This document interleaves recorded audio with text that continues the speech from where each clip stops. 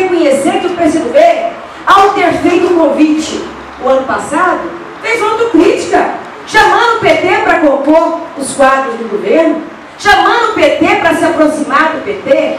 Portanto, a discussão aqui, na minha opinião, é como deve ser a política de aproximação, que não pode ser essa.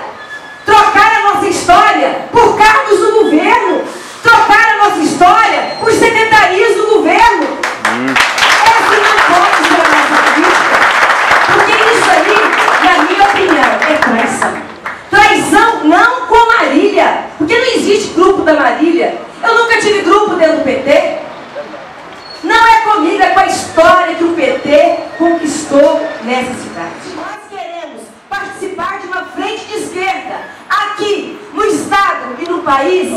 Nós temos que ter, em primeiro lugar, o PT unido, firme e forte com a política, onde o contato seja colocado em primeiro lugar, onde a militância do PT seja colocada em primeiro lugar, onde a história do PT não seja relegada. Muito obrigada.